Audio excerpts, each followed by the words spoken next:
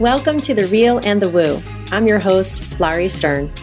Join me as I invite experts and friends to discuss a range of topics from the factual and practical to the mystical and magical. Consider this your virtual happy hour filled with lively, authentic, and meaningful conversations meant to inform, inspire, and ignite your curiosity. Whether you are very real or super woo, this podcast is just for you.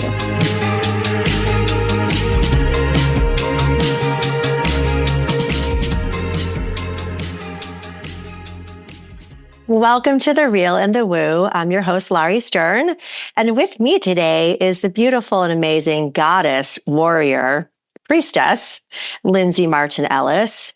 Welcome, Lindsay. Thank you for being here. Thank you for having me. I'm excited to be here with your community. I'm so excited. I actually, I've been trying to find out how I found you, and I can no longer go back through my dots. So, I know we connect through writing and Astara because you had her and a couple other people on your show, the Lindsay Marten Ellis. But I also found you through somehow or another Oliveda Self-Cervix, whom you had on your show. And I don't remember how I even found her anymore. So I'm just glad you're here.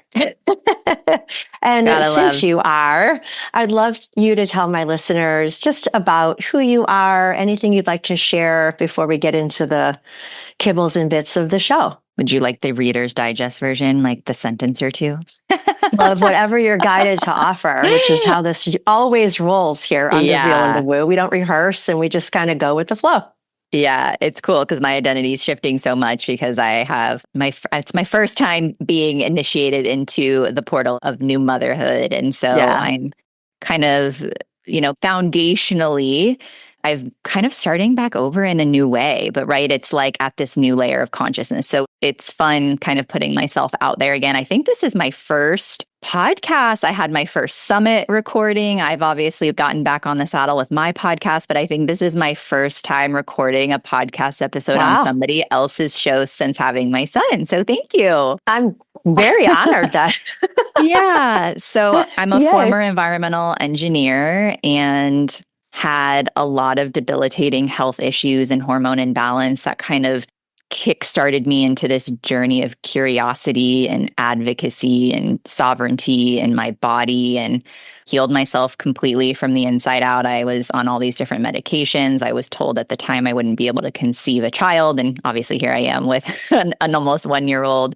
Mm-hmm. And so that part of my life really kickstarted me into just understanding the body and the nervous system and how our soul is housed in this vessel that we all have the opportunity to move through life with. And so I'm really a stand for us getting back into our hearts, connecting with our bodies, being in touch with our emotions, and how that really is all feedback and guideposts as to who we truly are at a soul level. And so everything I do is really in service to that, in bridging that mind-body soul connection. Yeah, that's a beautiful explanation for a woman I find very authentic all over the place. Just having listened to your show probably close to 2 years now. I can't even remember. Oh, that warms my heart. Thank you. Off and on. Yeah. And what's funny is when I was doing a little research before we got together, I know you came from corporate. I just had, I think, 2 guests on recently who had the same trajectory of corporate life wasn't for me for a variety of reasons. And through this awakening journey, this soul journey, developed their new, 2.0 persona, 3.0 persona, however many it takes. But I love how one of the things you said was you couldn't use your voice. And I found that so surprising because one of the things I love about your show is your soothing voice. It has such a resonance to it and such a cadence that's almost like a meditative state while I'm, walking or doing my elliptical, which is behind me. It's just so nice to listen to in my ears. I've only listened to one audiobook in my life so far, and it was because Lenny Kravitz was narrating his own book, and that was like a party in my ears, And so that's kind of how I hear you, is that way. Thank you. Do you do anything with sound healing? Is that one of your modalities? I do. Yeah. And I'm really stepping into that more. So I love that you're intuitively going there. And I've been told that my voice has shifted. I've noticed it in the podcast, as we awaken, our body, our DNA shifts on a cellular level. And I do channel light language, and that can sometimes be weird, or sometimes people don't know what that is. So I can give my interpretation of what that truly means. But yeah, breath, sound, movement, anything in the body that can help dissolve density that's stored within us. And I believe that we're meant to experience this life like materially, physically, experientially. And so there's various ways that we can support ourselves in being here, like being in our bodies. Yeah. Yeah. I'd like you to explain light language because you're the third hit I've gotten in 2 days. Someone else was offering me, I was looking for some healing for myself. And it turns out she channels light language. And then I just read something else about this light language. And now here you said it. So I really am not familiar so much. I was asking for Reiki, and that's how she explained what she does. And then this other woman's website had nothing to do with Reiki. So if you don't mind, I'd love to learn from you about that. Yeah.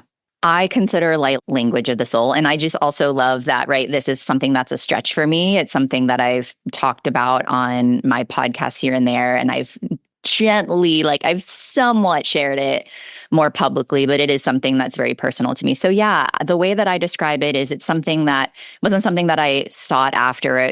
People do train people to connect with light language, just like people can be trained in Reiki or trained in any other modality.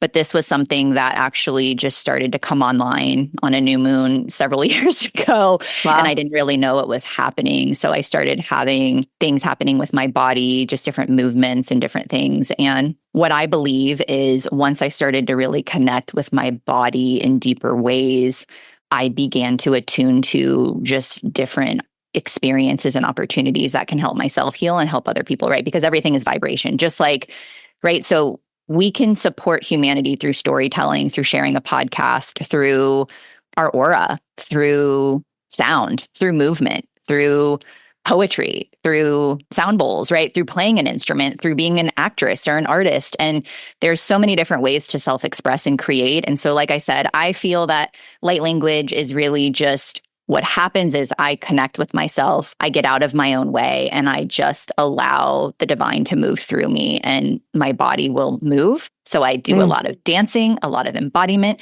and sound comes out of my mouth. And it's something that I had a lot of shame around for a long time. Because, to maybe somebody who doesn't understand it, or to the outside world, or to the mind itself, it can feel a bit weird. And that's something that I've been really moving through is this is me in my purest authentic form. And it is something I use with my clients. And I've received a lot of feedback as to how supportive it is. And so have enough feedback now to know that this is a part of my story, and it is a part of helping other people activate what's dormant within their DNA in their fullest, truest self-expression. Wow. That's a beautiful explanation. And that's a lot to sort of absorb because, I initially, when I hear light language, I think light code and light code DNA, like the downloads that come, the astrology world that we're all into, they talk a lot about light activation, light code DNA, like the download of the codes. And yeah, that's exactly it. And so, a lot of times in the esoteric world, I like to simplify things for humanity because sometimes people shut down or people are like, this is too complicated. But really, right, within our genetic makeup, right, there's things that are stored within them that become unlocked. And that there's literally a reaction that happens, and it's light. When you and I having this conversation can activate dormant DNA within somebody else's vessel, which is so effing cool. Right. And I just got really lightheaded as you were spitting that out of your mouth. And so, yeah. So it's the same with light language. I'm like, all right, I came here to do it a little bit differently. Yes, I like to speak, but I'm realizing for me, it's the way that I connect with my higher self, God, source, whatever we want to call it, my body must be moving. Generally, I'm outside in nature, and sound will then come through. So when I'm clearing anything that's in my body, if there's an emotion or a sensation, that there's density or stuckness or frustration, I often use sound, and I often breathe, and I often move. And so it just makes sense. That's been the evolution of my healing and awakening journey and how I can help activate other people. And so the way I explain it is we're not doing anything for anyone. We're being ourselves and showing up and showcasing it. And that's inspiring other people. And truly, and right, and that's what Reiki is, right? People ask me when they, when they come to me, they're like, so what am I doing? And I'm like, well, you don't do anything. And I really don't do anything. I get out of the way and what's meant to come through comes through. And that's exactly what happens no matter what modality we do. Oh, there's a rhyme. See, that's what happens when, hello, someone's around me giving me rhymes. When I start to sort of channel messages, I rhyme. And when I teach, it happens. And obviously when I speak, it happens. I'm like the Dr. Seuss of, wellness, I guess. So, right, it's poetry for you and Reiki for you and other modalities. And for me, like sometimes sounds come out and it transcends language. It's just vibration, just like energy. It's all energy. It's all energy. Yeah. And I'm a former dancer. I dance all the time in my kitchen. I sing. People out there know now I'm a huge fan of some people that I want to get on stage with, but I'll just sing to myself. And it's just the vibrational, just like ujjayi breathing, anything we can do to sort of, I sort of liken it to mining for gold, right? You get all the shit in the sieve or the colander and you need to shake a little bit and see what's left, right? And every time you shake, there's going to be other golden nuggets that are revealed. But if we don't get out there and shake it, then we can't really experience what we're supposed to be experiencing and taking a look at those things, maybe journaling about what's left. Sometimes what's left isn't always so pretty, and that's supposed to happen too. And if we always just seek the pleasure and avoid the pain, like all the teachers will say, then we really only experience half of our lives. It's like today in Chicago, it's beautifully sunny and feels like spring because now it's 24 degrees, but it's very gray a lot all the time. And if people really are only happy on a day like this, and especially around here, they're not going to be so happy. Which brings me to, in no particular order, I know you moved from Florida and then you landed in, was it Asheville? Right? Yes, I'm outside of Asheville. And now you're in the Blue Ridge Mountains, right? Would you like to talk about the decision? I know it wasn't easy because I think I remember you talking about it on your show. Like you kind of signed off for a bit of time when you and your husband were moving, maybe right when you were pregnant. I can't remember. And then you moved and then you had to move again. So I don't know if you want to talk about pregnancy first or the move, just any order you'd like. But I think that's a really beautiful story because you literally picked up your roots as you were growing a little bean. Yeah. And then you found your one dream location, and then the universe had a different plan for you while you were still growing your little bean, or maybe he was born there and then you had to move again. So that's kind of how I look at it. Yes, I kept the show going. I did stop like the end of January and he was born February 6th. So I took 3 months off from the show. And yeah, it was quite the experience. It was like my virtual diary. So I love that you're kind of reflecting this back to me. So there's a few things that are coming through is like, God laughs when you're busy making plans, which is John Lennon quote from the song Beautiful Boy that I actually sing to my son all the time. And, my husband and I, we had a lot of things happening in our life. We were living in Sarasota, Florida. We had both lived in Florida our whole life, and the mountains had been calling us, particularly this area. Before we had been to Asheville both once for like a guy's trip and a girl's trip before we even knew each other. Yet we knew we were supposed to be here. We just knew. So we do all the things and we sell our house, right? It's all a process. We decide, but then it's like in the material world, it takes time. Like things take time to get everything in motion. I knew that motherhood was a part of my journey, but there was a lot of fear. And there was always this like, oh, I left corporate and then my husband left corporate and now we're moving, right? It's like, oh, but then there's this. So we'll just wait. So we end up getting pregnant the day we sell our home. If you think that any of this is by accident, right? It's like, if you think that's a coincidence, right? Yeah. There's no coincidences, like, right? So that synchronicity, it was very clear that my son was like, we're waiting until that money is in your account. You've been to the lawyer's office. It's a done deal. Like he waited until it was like, there is no turning back. This is the timeline. This is where we're living. This is where I'm growing up. This is where we're moving.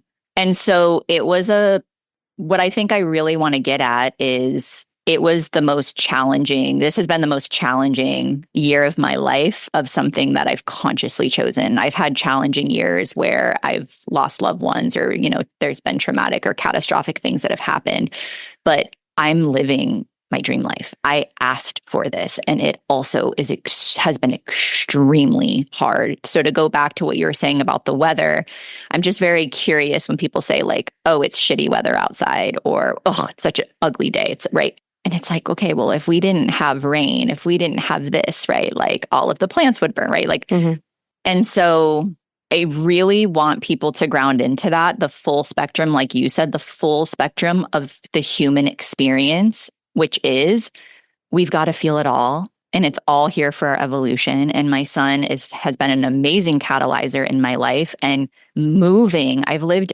under 5 roofs in a year and a half. And so my detachment to things, to timelines, clearing out what's important, what's not important, right? Like energetically, the things that I used to think were important are not, because I physically was growing a human, right? It's like first I was pregnant moving, like 9 months pregnant, and then moving with an infant who's on the move. And so there were so many beautiful lessons. And I think because I've been constantly curious and in introspection of what life brings my way, I was able to hold the excruciating human moments while also recognizing that this is all here for me. And there's a deeper lesson here, and there's deeper meanings. And I was able to hold both without bypassing feeling and not wanting it at times and being frustrated.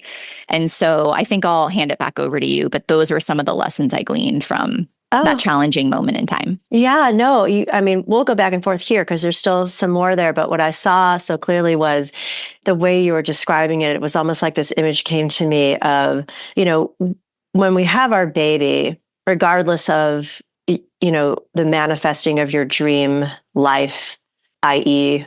moving. But when you have a child and you're experiencing this, your whole world just comes from the macro to the micro. And it's meant to, right?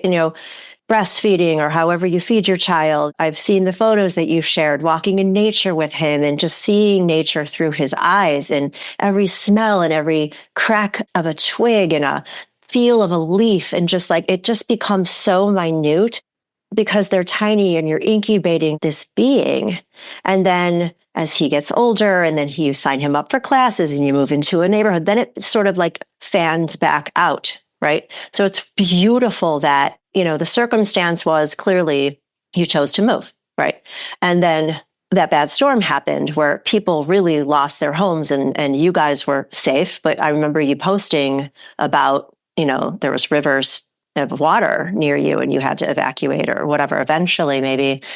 And then you ended up finding this new place. And I love what you said about you were able to hold both as truth, that these are experiences. And that is such a beautiful testament to your root chakra, frankly, which is my whole thing is chakras, right? And just listening to how you, through the work that you've done and continue to do, just that moment when you're able to sort of step out and say, life is happening for me.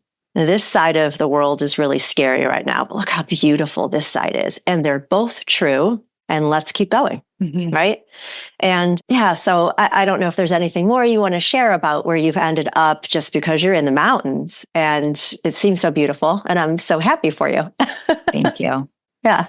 Yeah. And I think I also, because like humility, I was going back in whenever I connected in meditation, what I got from my higher self today was like, okay, like we're giving you whatever, my higher self and my spirit team, right? It's like, we're giving you all this stuff when you're in your devotional time, but then you're like forgetting about it and you're like leaving it back in your journal. So go back once a quarter and read what you actually wrote, because that is you in your purest form. And then like take action on that. Right. Yeah. And so, what's so amazing about that is I've just been getting like, that's been what's so supportive is that's what's been anchoring me in so that's what I was going to say is what I got was your humanity is what drives your humility. And that's what people are looking for in leadership right now. And that felt so resonant. And I wrote it in my journal multiple times.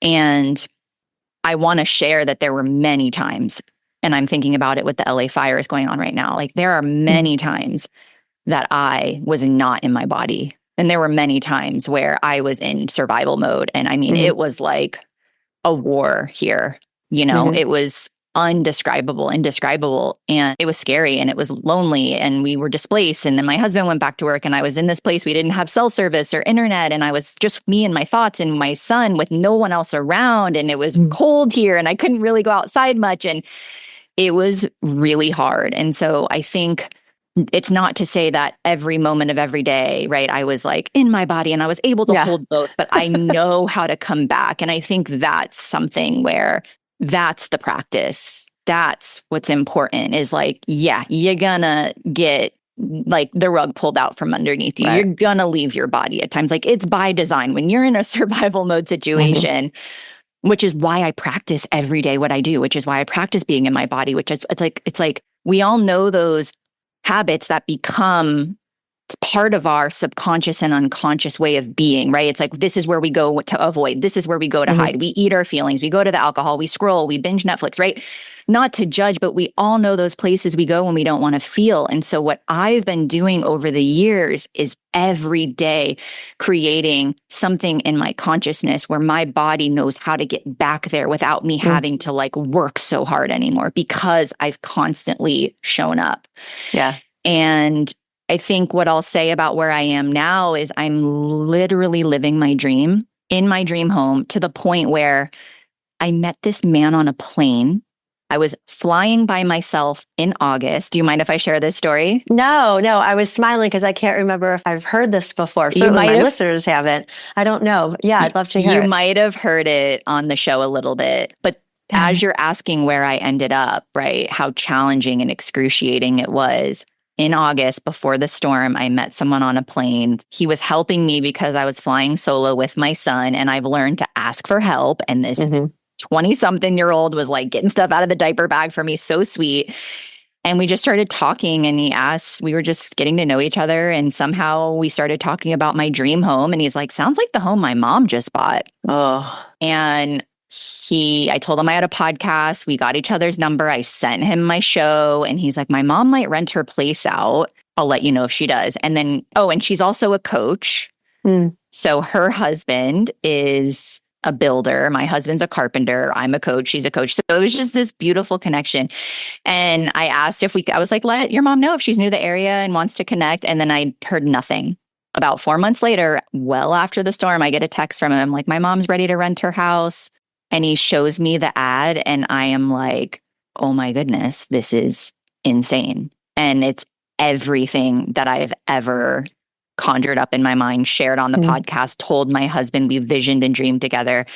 We went over there, we met with them, we negotiate. Everything was like, this is in, we negotiated the price. It was like everything was just in pure alignment. And it all happened within days. It's like 3 times larger than the house. I mean, it's got space for me to host retreats here, gatherings, family, like panoramic mountain views, surrounded by nature and deers. I mean, hiking trails, space for my son to grow, space for my husband to do his personal practices and have his workshop and me to have my own space. It's just like, I feel so light and so spacious here. And I know this land is holding me. And I think what I want to close with is my husband was like, holy shit, Lindsay, like, this is how co-creation works. Like, we can't not say, like, we've got to say yes to this because we asked for this.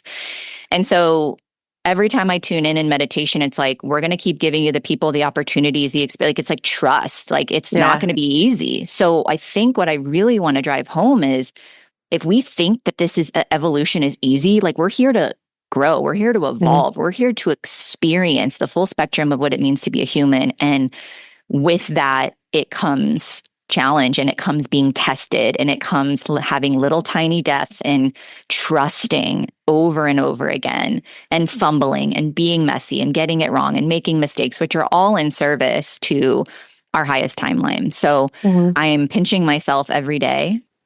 And I just really want to drive that home for people that nobody's going to come knock at your door and come save you. It's like God's got us, but it's up to us to actually say yes and to actually take the steps to move forward towards what we deserve and desire in our lifetime. Yeah. Okay. 2 things or a few things. So my friend Pam, who my listeners know, she's one of my pickle crew. I've got a little crew of my good friends, my best friends too, around here, and we play pickle together. So I call them I the love pickle that. crew. They were on my show as the pickle crew. They'll be back as Love the it. pickle crew. But she's also a fellow yoga instructor, and it's just so wise. She's a fellow Gemini too, and just such a soul sister. And years ago, and I always come back to this, she told the story about how bean sprouts are made. And it's kind of like the story of how a diamond's made. And you just hit it, without some challenge, without some pressure, we don't grow, right? And bean sprouts are like that. You think about how thick a bean sprout is, we take it for granted, but they grow that way because they're grown under pressure. If you don't, then they're more like alfalfa sprouts, like very thin and fragile. And so I just love that image, right? That when life gives us pressure, if, of course, when you're in survival mode, you're not going to have the wherewithal necessarily to be like, oh, this is a pressure moment, I'm going to grow from this. But when you look back, you can say, wow, that push really grew me in big and small ways. And then the other thing is, when you just said too, no one's going to knock at your door. And I'm in this week in my classes, we've moved up to the third chakra, decision making, how we use our power or abuse our power, dialing up our pilot light, dialing it down. And if we don't have that sense of security and self-worth, and then we move up to the second chakra, we don't know how to express our emotions because we don't have that. Then when we come to the point of making a decision and saying yes to something, we get stuck. And then people dial back down. They're like, well, that's their entitlement kicks in or whatever, which is just their fear and insecurity that, I shouldn't have to work so hard. I'm owed this, or blah, blah. And for me, this is a good time to talk about the writing. I'm very stuck because I've had so many readings with a couple trusted mediums, and the message is always the same. I'm meant to be writing books and speaking on stages and traveling. So definitely you're going to invite me now to your new home to do something with yoga. And I really want to get to Greece. We're going to get to that too. But it's like, so Astara, I would love for you to talk about your journey just getting published, because it's not like she's not my person, but I don't know yet where to put myself. And I've got some reasons why. I love that she does anthologies, which is one of my missions, is to be the lead author on a compilation also. But I don't know the first thing about publishing and editing and getting it out there. And I see so clearly what I'm going to be writing, and I write every day, and who I'd like to gather for a couple of these things. And I don't know if you're in the process of writing another book now that you've had these experiences. I'm getting the sense that you might be, and whether or not you choose to go down the same path or a different one. I just loved you to sort of plug yourself into all that stuff I just set up and just go with it. It's so funny. I'm like, now I know why I was guided to go back and read my journal, because it's funny. And multiple times it's like, write the damn book, Lindsay. Right. And I do want to just say, as you're talking about the pressure cooker analogy, and I love analogies because I think it also simplifies spirituality for people. And it's really not complicated. And if it starts to feel complicated, then time to get curious. And it's like time to get curious and skeptical, right? It's really very simple.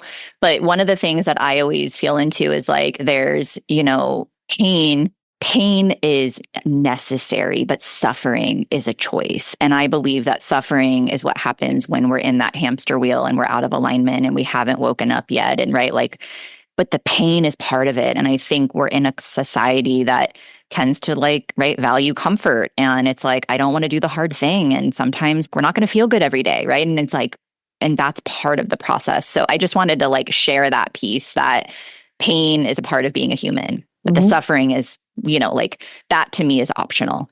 So as it relates, well, first of all, I'm loving this because I'm I've had so many prophetic dreams and visions of me writing and speaking and teaching and traveling. And that's why and with my family. And so that's why this retreat is happening. And I have another little spirit baby who wants to come through too. So it's I've got my kiddos, I got my husband, I've got my nanny, and we're traveling, and, I'm doing all of these things. And this is truly what my soul, it's just a gnosis. It's just a deep knowing. And as it relates to the writing, Astara is a dear sister. I met her through a, feminine leadership program several years ago. And it just felt that it was a time a few years ago when I don't remember if I sought her or she reached out to me about the anthology, but it was just a full body yes. And for me, that anthology, it was called Turning Point. And it was me sharing my memoir of my life and every decade of my life having a very catastrophic traumatic type of experience, dark night of the soul, that catapulted me into the next evolution of Lindsay.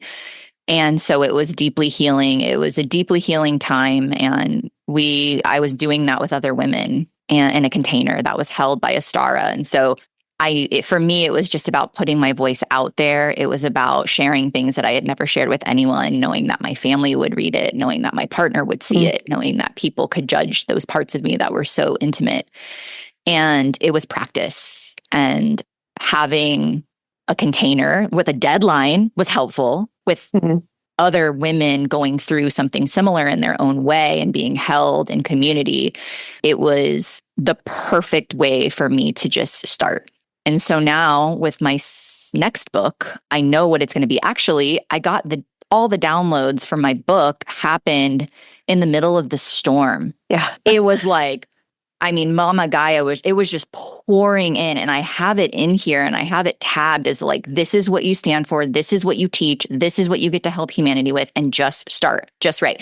So I have no attachment to the timeline, to the deadline. Personally, it feels channeled in a way where a lot of the time that I write is in the mornings, where I think we also overcomplicate channeling, which really it's when we can connect in, like, right, we know how to ground, to be in our bodies, and to connect with the purest part of our soul essence, and then writing from that space.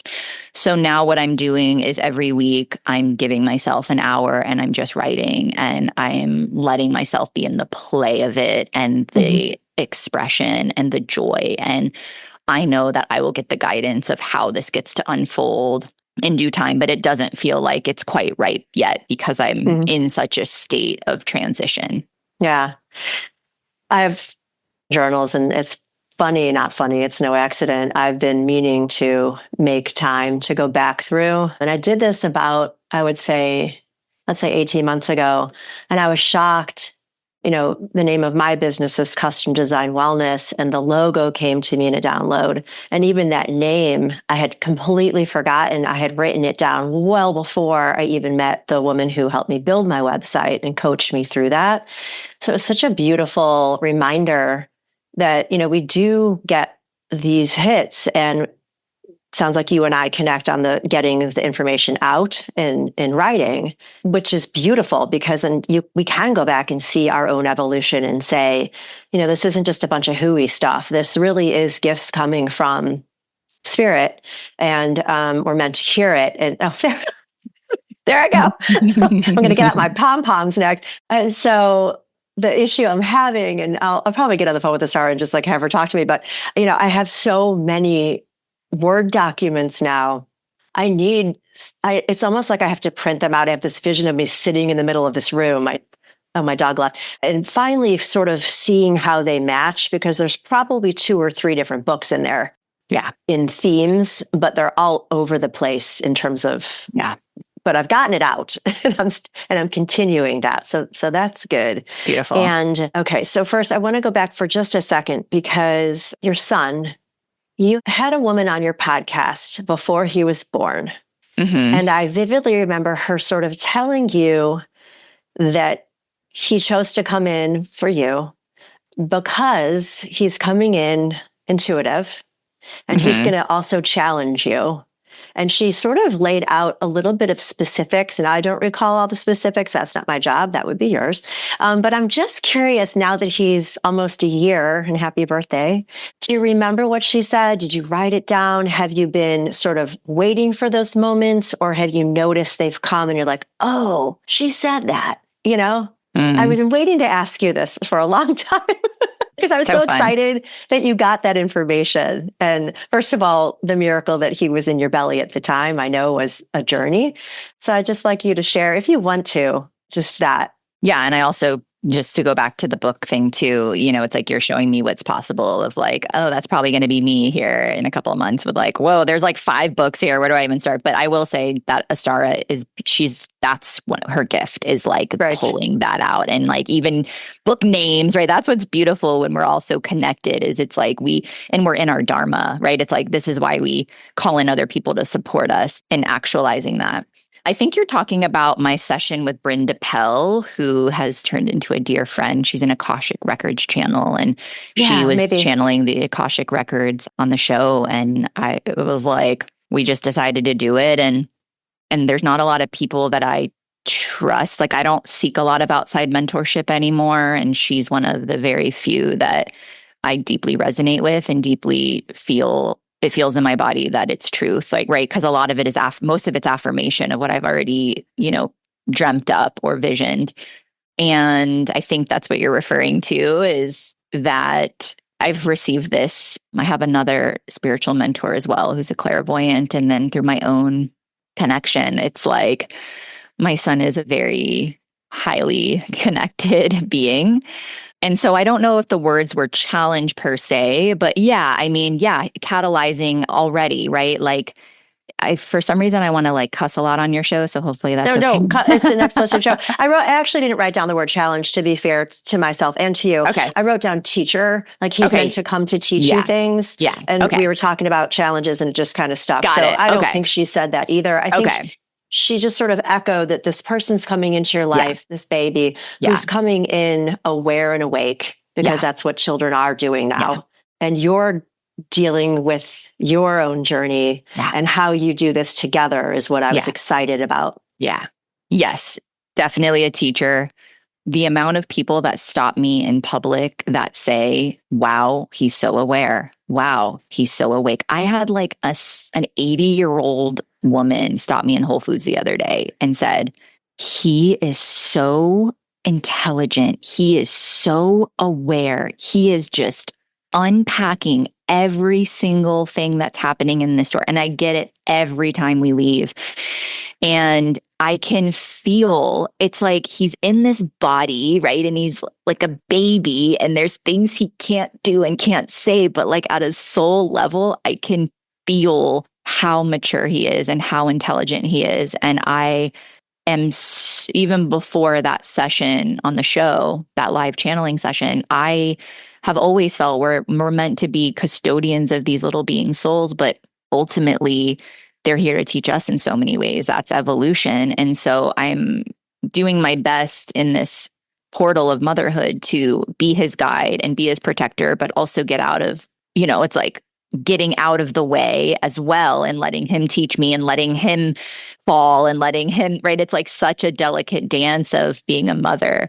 And so I cannot wait till he starts really talking, because I just know he's going to tell me things from the ethereal realms. And I feel very blessed and honored that he chose me. And I know we're going to do a lot of work together in this lifetime. I'm cracking up because just the other day I was scrolling, because I'm human too, and we all do it. And this woman posted, because I had posted a TikTok. I'm trying to get myself out there a little more video wise, because these are only every 2 weeks. And I'm just trying to get some messages when they come up out to the people who want to hear them.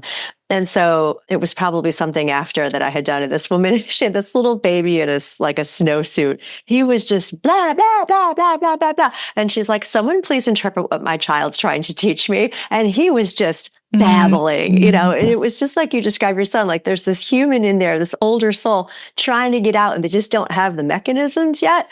But it was just such a sweet way she described it versus, oh, my kid's making a bunch of noise in the snow, right? It was like she knew he was trying to say something. Yeah.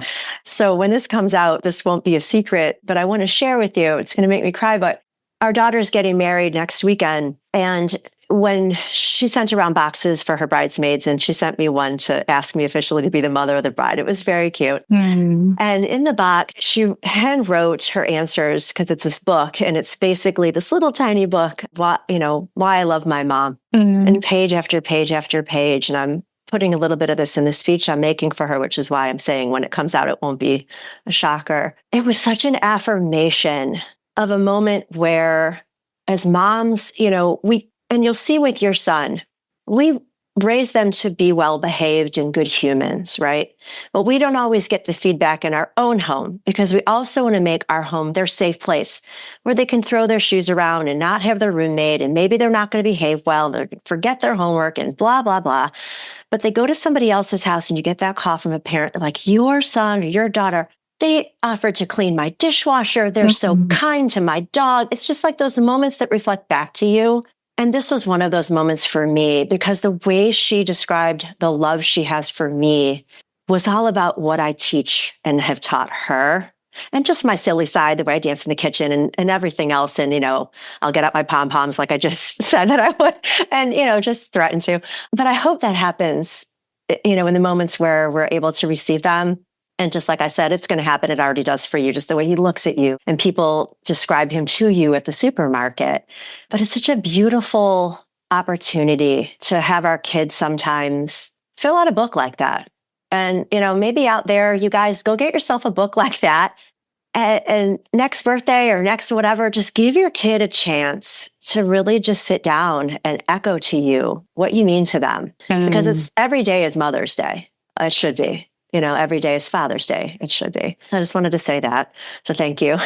And also I had written down, and you touched on it, the decades of your difficulties that you have on your website. And now I know you've discussed in your book. Obviously, they've all brought you to where you are. But is there anyone in particular that you can recognize as the big aha moment of awakening for you or not?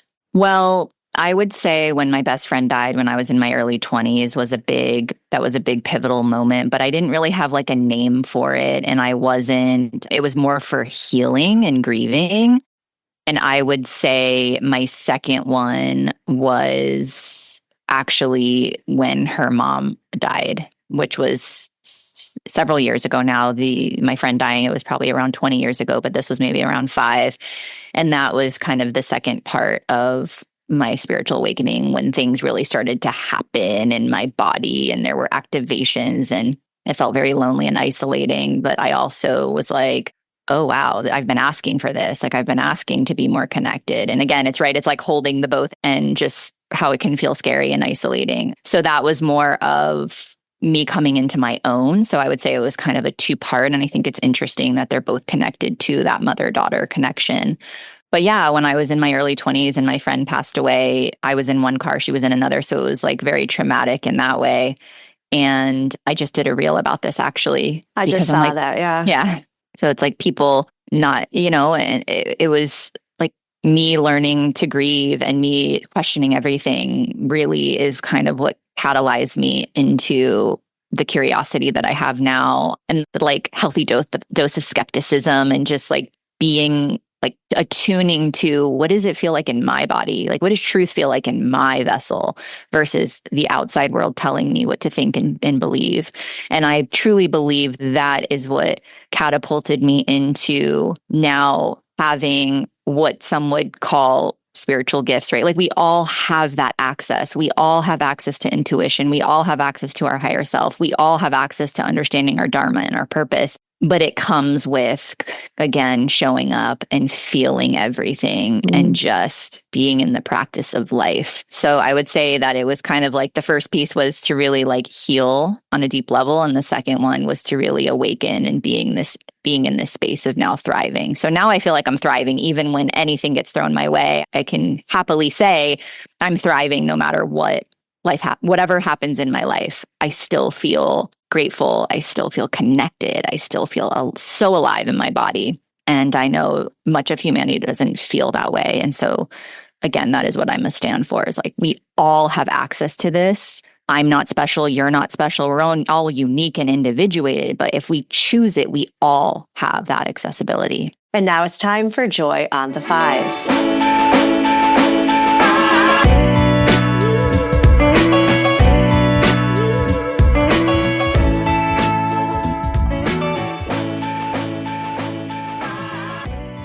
So, Lindsay, I had given you some homework like I do sometimes with my guests to set an alarm at 5 minutes to the hour because my goal is to cultivate more joy in everyone's life, in everyone's day. And you and I being from the States, we know that often the news will break at 5 minutes to the hour, news, weather, traffic. And I want to imagine a world where they break news, weather, traffic, and joy. So that's my little piece of the world here on The Real and the Woo. And so I'd love you to share what your experience was when you set your alarms. Well, it's fun because I have alarms already in my mom life. It's like Can I tell you a funny story real quick? Yeah, of My course. husband, this morning, I had my iPad, like I forgot to put my iPad. It's a whole thing. It's like my iPad isn't connected to social media or the outside world. So that's what I use for like certain things. And I left it outside, yes, or like out of the bedroom. And my husband comes in this morning and he's like, Lindsay, today is magic. And that's what my alarm clock is called for getting up in the morning is today is magic. So I just started, he's like, hey, I gotta tell you something. He's like, today, because he turned off my alarm. And that was like a moment of joy for me, right? It was like I love it. my alarm. And then, I already do this, but not like that incrementally and with different things around waking up, nighttime rituals, moving my body, right? Especially in this season of motherhood. So I enjoyed having like little extra doses of that. And it was fun because it was like whatever came into my field. And so the first one, I have notes here. I was looking outside in nature and I was working and I felt like so much gratitude for being in this sanctuary and like, again, actualizing what I've been calling in for so many years. So it was deep gratitude. Just looking outside, it was like, boom, there it is, like nature.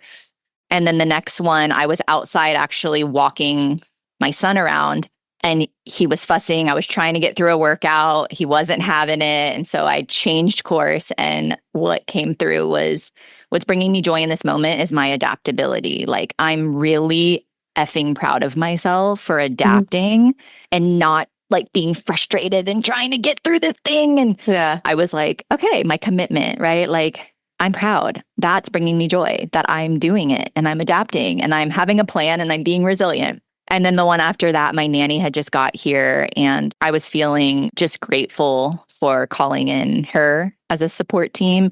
And what's bringing me joy is like the downloads that I'm getting in those moments of support is strength. Asking for support is strength, not weakness. That was what brought me joy is like, wow, my spirit team is constantly here. If we can take a moment to set that alarm and have that conscious reminder, like the amazing clarity that comes in.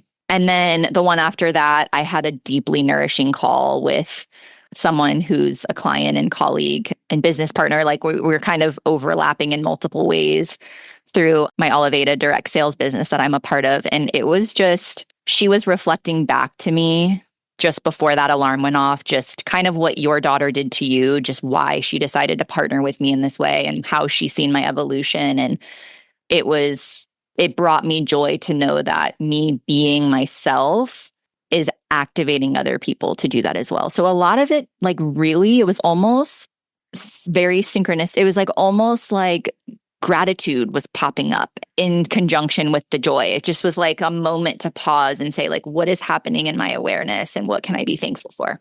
I'm so glad you had those experiences and thank you for sharing with all of us. And that's the goal. Just like you said, I love how you said the word dose.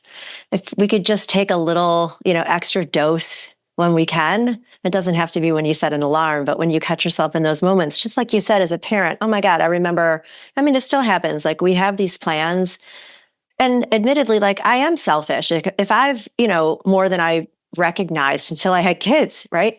I want to get the workout done. I want to get my errands done. I want to go to that class or I want to take a nap. I don't know. And then they're there and we have to pivot. And sometimes there's periods of times where I'm very unable to pivot without getting charged up. And I know where that comes from in my upbringing. And there's other times I'm pivoting like, la, la, la, right? Like you just described. And so forgiving myself for being human and now recognizing what my habits are when I'm tired, my default, I pray. And I know that I am just resetting my default, right? So that when I am not in my best moments, that I don't fall back on my worst habits. And that even when I fall back, they're not as far back as maybe they were like some years ago, right? So that's a gift of awareness. And you just said the word business. So I'd love for you to talk about your retreats coming up and anything you want to share about your skincare, because I know that was, a lot of people were in your situation with one brand and then shifted off that completely. And then this kind of fell into your lap. But anything else you'd like to share from the real side of life, about the nuts and bolts of paying your bills and also how the woo side of that also feeds your soul in the way that you get to pay your bills. Yeah. And the real and the woo to me is like humanity and divinity, right? So it's like we're teaching the same things, Yeah. just with different words, different modalities, which is so cool. Mhm. And this is where I love that. I don't remember how we connected too, but it's just so fun to know that like we're meant to be having this conversation right now and we're meant to be we connected because I have a set of balls and I'm not afraid to reach out and say, hey, I really like you and I'm not a stalker and would you like to be on my podcast? That's pretty much how this goes. So that's how I also do sales and reach outs and connections. It's like, that's where we both have that type of personality. It's like, yeah. Let me just bring levity to it of, but I wrote down fall back, not as far back. I love that. Like, right. I love little simple sayings like that. So thank you. I wish I'm going to go back and listen to myself too, because I thought, oh, that was good. I hope I remember that. When I'm editing my own show, I love going back and being like, wow, that was really profound, Lindsay. That's pretty cool. Or there's times where I'm like, where this like self-judgment comes in. And that's why it's so beautiful. So yeah, I'll just briefly say, I love that you're mentioning this because when I was on the phone with my friend, she's a coach, she's multi-passionate and decided to join me in Oliveda. And we were talking about like, you were asking me what my company name is, right? And it's like, I am the brand. And I've been curious enough about who I am at my core that I know what my values are. I know, like I love talking conscious motherhood. I love talking alternative health. I love talking embodied living. And I love talking about what it means to like what spirituality is, grounded spirituality in a simple way. Like those are things that I stand for. That's what I'm always going to share about. That's what I'm always going to talk about. That's what lights me up. That's what I'm constantly like in introspection about. And so sometimes I get paid to talk about those things and to share about them. And sometimes I don't, know? And so, right. That's the hard truth. yeah. And so, it's like, especially as women, can we like, I'm recognizing, especially now that I'm in motherhood, the legacy that I want to leave for my family and how much it is up to me to create the life of resource that I desire in order to live the life that I choose for my family, but also to help humanity. And I think especially for those of us in feminine bodies, it's really challenging to be in sales at times or to ask for a sale or to share something we love and ask to receive payment for that. It's taken me a lot of work, and so much of it, like we talked about, is getting out of our own way. So the buckets of my business are my retreats, my international retreats, my private coaching, my Oliveda, and my podcast, which has other affiliates. And I am multi-passionate. And I also believe in diversification. I believe we're meant to be resourced if we so desire it and choose it. And I'm really excited to share that I'm hosting my first international retreat in May of 2025. It's called Emergence, From Limitation to Liberation, with a dear sister, Rita Aragon. And again, this was all conjured up. We were thinking we were going to host a retreat in Egypt a couple of years ago. And then I got pregnant and it all just aligned, right? So it's like, I've had this vision, I've had this dream. I've seen myself on planes with 2 children, a boy and a girl, my husband and my nanny, traveling, speaking, hosting retreats. And then my friend invites me in and I'm like, let me tell you, it was scary. I'm like, I just had a baby, right? There's all these things that the mind starts to do, but I know I've done this before in other lifetimes and I know that my soul chose this. So I get to keep, this is the beauty of it, is I get to keep showing up for myself time and time again. And I get to keep moving through the old identity, the old patterns, the old places I go to hide, and to really step into who I came here to be. So if that interests you, I'm sure you could drop the information in the show notes for the retreat page. It's May 25th through 31st in Santorini, Greece. And right now we've got 8 of the 16 women that are meant to be there. And I know that you're even entertaining it with... I'm entertaining it. I'm turning 60 on the 30th. And so it would be a beautiful way to start a new decade. Yeah. I've always wanted to go to Greece. And, I would love to say it's a full body yes and a hell yeah and a fuck yeah. It seems really indulgent. And also I deserve it. I know. And so I'm just trying to sort of sprinkle it with my husband, hey, I'd really like to go on this retreat. And how about you meet me afterwards and we'll travel around a little bit. And so I'm thinking of that. And I also, kind of sprinkled the idea to my daughter, and I'm manifesting, a windfall of cash so that I can take us both on this retreat, and I see that so clearly. So whether it's this year or another time, I know I'm meant to go on retreat with her too, and all of my kids at some point. But my eldest is just how you describe your son. People would stop me on the sidewalk when she was a baby and just comment on her big blue eyes or just she's completely empathetic and just such a nurturing, wise soul and silly and funny and all the things. But I'd love to have that experience with her if I'm lucky enough to be able to do it. Oh, I totally see that. And what a gift that you get to do that together. And same thing with my husband. I brought him on many retreats and I'm like, you can go golf while I do this. And now he's coming to support because, we've held this vision together. So I do think it's so special when we can include our family. And I believe that this has already been written in the stars. Those that are meant to be there will be there. And again, this is about me supporting you and actualizing that if you truly are meant to be there, and bring your husband and your daughter along. And this is also why I've got multiple revenue streams, because like my dream, desire, and stand is to make all decisions from pure soul contentment moving forward, no matter what, and not have any restriction, especially financial. And I know that's a big, bold claim, but I'm like really here for it. And so I've got my private coaching, and again, it's generally embodiment, right? It's like, how can we connect with our feelings and open our hearts that are calcified and begin to sentient our way through life so that we can have access to what is true for us. And that's through breath, sound, and movement. And so it's very experiential. And then I love direct sales. So those are more like, right, it's more like, okay, that's like a short game. It's like, okay, a live event. So I'm just giving people ideas if you're curious about business and diversifying. It's like live event has a deadline, cash injection, right? Coaching, there's programs and private opportunities, cash injection.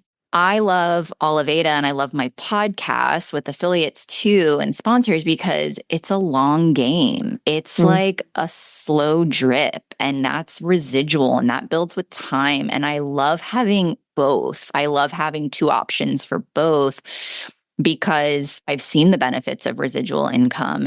But again, it's work. So nobody's going to come like save me. The manifestation is me being in the co-creation. And like, I'll be honest with you, when somebody will say, I'm so interested in Greece, but I've got to, I'm just giving you an example. If someone's like, but I don't know how I can swing it financially, I'll say, well, maybe Oliveda is an opportunity for you. Like, I'm not afraid to present things that I know are supporting me, that I know are conscious, that I know are in reverence to my highest timelines and to the collectives.